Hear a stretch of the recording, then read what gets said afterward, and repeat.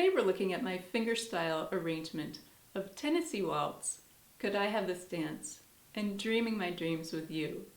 So let's get started with our demo, and then we'll move into our lesson.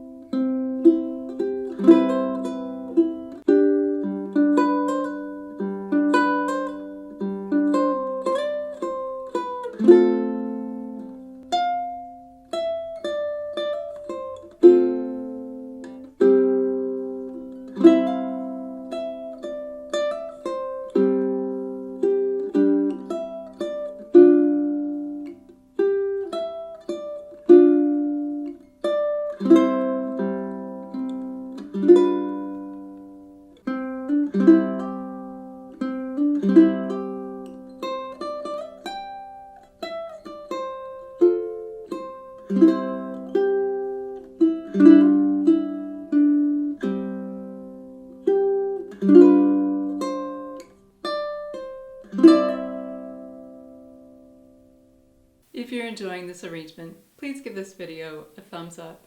And if you're new to my channel, then welcome. I'm Lara. I'm a musician, a composer, and a ukulele teacher, and I hope you have fun exploring my channel, my song tutorials, and my arrangements. The tabs are available on my Patreon page, along with my book of tabs, including all of the arrangements that I've shared on my channel. You'll find the link down below in the video description. Next, we're moving into our lesson. And I want to point out that this arrangement is for low G tuning. In this tutorial, we'll cover the time signature, the tempo changes, and then we'll walk through the first section of the arrangement, step by step, to get you started. The first thing I want to point out is our time signature. This arrangement is in 3/4 time, meaning every measure consists of 3 beats, or 3 quarter notes. 1, 2, 3, 1, 2, 3. Now our tempo starts off at 87 beats per minute with Tennessee Waltz, and we'll stay at the same tempo when we move into Could I Have This Dance in measure 18. But our tempo does change in measure 34 when we start Dreaming My Dreams with You. Here we change to 114 beats per minute, so the tempo increases. And then for the final section of this arrangement, in measure 66, we're going to go back to Tennessee Waltz and back to 87 beats per minute.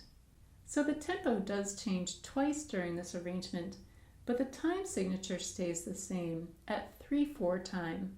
Here's how it sounds to play the first 5 measures with the metronome set at 87 beats per minute.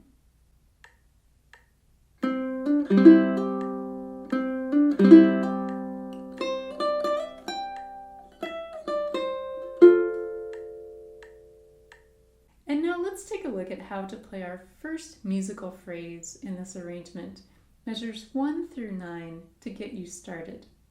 So starting off with measures 1 and 2, here's how we count these 2 measures at a slow tempo. Measure 1 starts off with a rest.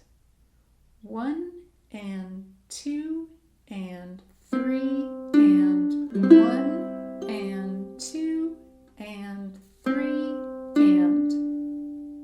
We're starting measure 1 with the open 3rd string, and we're going to hammer onto the 2nd fret using our middle finger. And then in measure 2, we have an arpeggio, or a broken chord, through strings 4, 3, and 2. Now when we get to the 2nd string, we're going to hammer onto the 3rd fret using our ring finger. And then we finish measure 2 the same way we finished measure 1, on our 3rd string. Now here's the rhythm for measure 3. 1 and 2 and 3 and. Measure 3 starts off the same way as measure 2. And then we're going to play the 3rd fret of the 1st string using our index finger, and then the 5th fret using our ring finger. Now here's the rhythm for measure 4.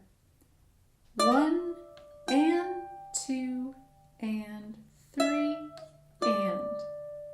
We're playing this entire measure on the 1st string, starting with a slide from the 5th fret to the 7th fret using our ring finger. Then we're moving up to the 10th fret with our pinky, then back down to the 7th fret with our ring finger, and then to the 5th fret, still on our ring finger.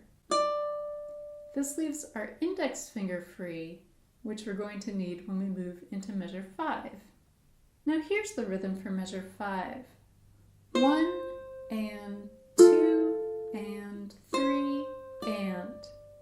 We're starting measure 5 on the 3rd fret of the 1st string using our index finger. Then we're placing our middle and ring fingers down on the 5th fret of strings 2 and 3, and we'll play these strings together. Then we're going back to the 3rd fret of the 1st string, and we're going to play a hammer-on onto the 5th fret using our ring finger. Now here's the rhythm for measure 6. 1 and 2 and 3 and.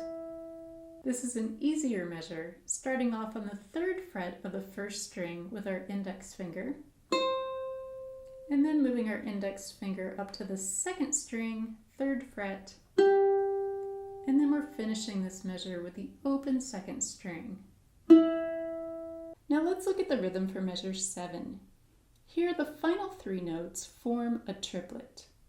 1 and 2 and triplet. We're starting off with an A minor chord with our middle finger on the 2nd fret of the 4th string. Here we'll play an arpeggio through all 4 strings. Then we'll place our pinky down on the 3rd fret of the 2nd string. And then we're going to play the open 2nd string, hammer onto the 1st fret, and pull off using our index finger. And then we have measure 8. The count here is 1 and 2 and 3 and.